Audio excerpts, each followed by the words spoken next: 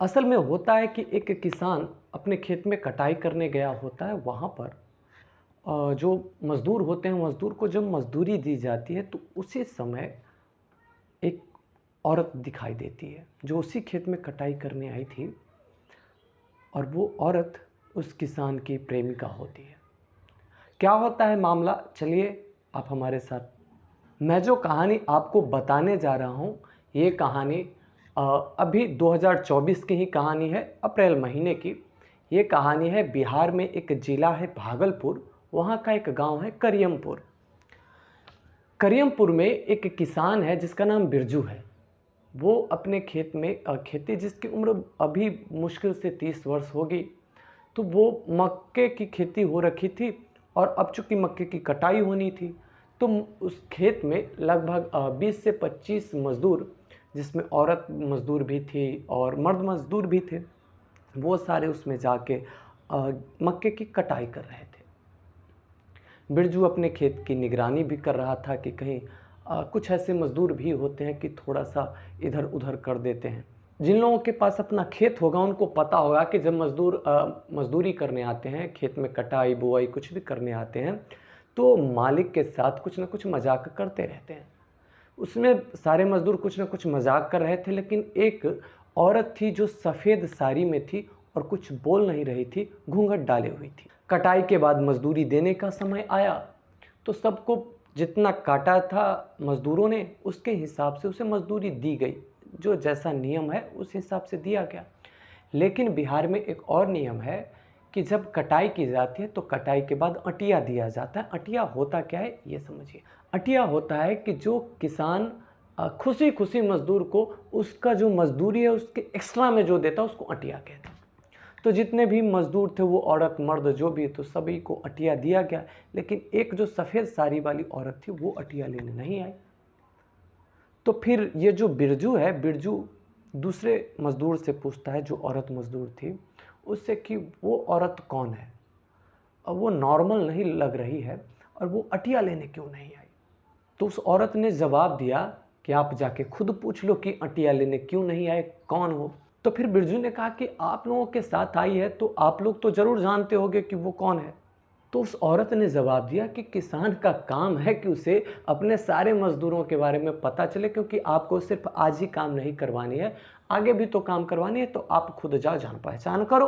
बिरजू कहता है कि आप लोग ही बता दीजिए, टाइम नहीं है हमारे पास। तो फिर वो औरत कहती है, अरे आप जाइए पूछिए, चेहरा दिखाने बोलिएगा, वो घूंघट डाल के चेहरा दिखाएगी, आप पहचान जाइएगा। तो बिरजू उस औरत, सफ़ेद साड़ी वाली औरत के पास जाता है और जाके बोलता है कि क्या आप अटिया नहीं लीजिएगा, आप कौन हैं। तो सफ़ेद साड़ी वाली औरत जवाब देती है कि मैं हूँ। बिरजू ज्यों ही सुनता है कि मैं हूँ, तुरंत उसके मुंह से ऑटोमेटिक निकल जाता है, चंपा तुम। और उस औरत का जो ही घूंघट ऊपर करता है तो चंपा रहती है। असल में वो चंपा उस बिरजू की प्रेमिका होती है। चंपा और बिरजू की जो प्रेम कहानी की शुरुआत हुई थी, आज से लगभग 4 साल पहले हुई थी। असल में हुआ ये था कि चंपा की जो बड़ी बहन है उसका ससुराल बिरजू के गांव में है। तो आज से 4 साल पहले चंपा अपने दीदी के घर आई हुई थी, अपनी बड़ी बहन के घर आई हुई थी। और वो जो उसकी बड़ी बहन थी, चंपा की बड़ी बहन, वो बिरजू के खेत में कटाई करने, बुआई करने, कुछ करने आई थी। तो अपने बहन का साथ देने चंपा भी आई थी। चूंकि खेत गांव से कुछ दूरी पर था, दोपहर हो गया तो चंपा को प्यास लग गई। तो चंपा को हिम्मत तो नहीं हुआ कि वो डायरेक्ट बिरजू से कहे कि मुझे पानी ला के दीजिए, क्योंकि उससे पहले तो पहचान थी ही नहीं। तो उसने अपनी बड़ी बहन से कहा कि उनसे बोलो कि पानी ला दे, प्यास लगी हुई है। तो चंपा की बहन ने बिरजू से कहा, तो बिरजू जाके पानी ला के दिया और चंपा पी। वहाँ से ही चंपा बिरजू को पसंद करने लगी थी। और हुआ ये कि धीरे धीरे 2-4 दिन में, 2-4 दिन की खेत में कटाई थी, और वह 2-4 दिन में ही बिरजू भी चंपा को थोड़ा थोड़ा पसंद करने लगा। और वहाँ से मोबाइल नंबर एक्सचेंज हो गया, एक दूसरे को दे दिया मोबाइल नंबर, मोबाइल से बातें होने लगी। फिर इन दोनों में प्रेम हो गया, इन दोनों में प्रेम बढ़ा, घंटों बातें होती थी, लंबी लंबी बातें होती थी, बहुत सारे वादे हुए। बिरजू चूँकि अपर कास्ट का लड़का था और चंपा लोअर कास्ट की लड़की थी, तो चंपा को हमेशा डर लगता था कि ये कहीं धोखा ना दे दे। हो सकता है कि ये मुझसे मजाक कर रहा हो, टाइम पास कर रहा हो। तो कई बार वो बिरजू से शिकायत करती थी कि मुझे कभी कभी ऐसा लगता है कि आप मेरे साथ टाइम पास कर रहे हो। उसी गांव में एक महादेव का मंदिर था, तो बिरजू चंपा को वहां बुलाया और महादेव जी के सामने कसम खाया कि मैं शादी करूंगा तो तुमसे ही करूंगा, नहीं तो नहीं करूंगा। अब चंपा को बिरजू पर पूरा विश्वास हो गया था कि ये मुझे धोखा नहीं देगा, क्योंकि ये महादेव का भक्त है, इसके घर में भगवान शंकर की पूजा होती है, तो ये भगवान शंकर को लेकर झूठा कसम नहीं खाएगा, सौगंध नहीं खाएगा। अब समस्या पैदा तब हुई जब चंपा अपनी बहन के घर से अपने घर जाने वाली थी।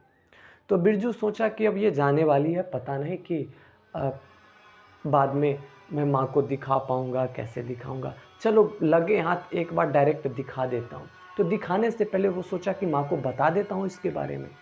तो माँ को बताया कि एक ऐसी-ऐसी लड़की है जिससे मैं बात करता हूँ, उससे शादी करना चाहता हूँ। माँ बड़ी खुश हुई। फिर जब पता चला कि वो लोअर कास्ट की है, अब समस्या पैदा हो गई। अब जो बिरजू के घर वाले थे, जो चंपा की जो बड़ी बहन थी, उसके घर वाले के ऊपर प्रेशर बनाया और प्रेशर इस तरीके से बनाया कि चंपा को वहाँ से उसके घर भेज दिया गया। वहाँ से मोबाइल का कनेक्शन ख़त्म, किसी प्रकार का कोई कनेक्शन नहीं बन पाया। चंपा का जो भाई था, उसको जब इस बात की भनक लगी कि ये ऐसे ऐसे एक लड़के से बात करती थी, तो उसने चंपा की बहुत पिटाई की। फिर उसे उसके घर वालों ने, चंपा के घर वालों ने चंपा को समझाया कि देखो ये जो अपर कास्ट के लड़के हैं, ये इसी तरीके से हम लोगों का इस्तेमाल कर लेते हैं, फिर छोड़ देते हैं, ये लोग जो हैं ऐसे ऐसे, और कई सारी घटनाएं सुनाई। फिर चंपा को भी लगने लगा कि शायद वास्तव में ऐसा हो, जबकि उसे पता था कि बिरजू मेरे लिए महादेव के मंदिर में कसम खा चुका है, लेकिन लोगों ने इस तरीके से उसका माइंड वॉश किया कि चंपा उसके बातों पर भरोसा कर ली। और जो चंपा के घर वाले थे, मतलब चंपा का जो भाई था और उसके पापा वगैरह, सारे लोग पंजाब में रह के एक साथ ही मजदूरी करते थे। तो वो अपने परिवार के साथ, अपने भाई, अपने पापा के साथ पंजाब चली गई और पंजाब में उसकी शादी एक बूढ़े से करा दी जाती है, जो कि कुछ दिन बाद उस बूढ़े की मौत हो जाती है। चंपा जब से गई थी तब से आज तक बिहार लौट के नहीं आई।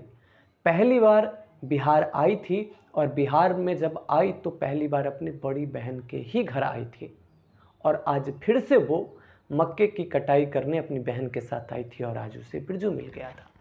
बिरजू चंपा को देखकर बहुत खुश हुआ और अंदर से जो खुशी की आंसू होती है वो उसकी आंखों से निकल रहे थे, लेकिन वो स्तब्ध था, दुखी इस बात से था, उसकी स्थिति देखकर फटी हुई साड़ी है।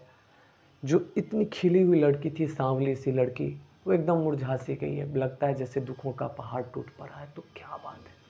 फिर बिरजू चंपा से पूछता है कि तेरे कोई बच्चे हैं या नहीं।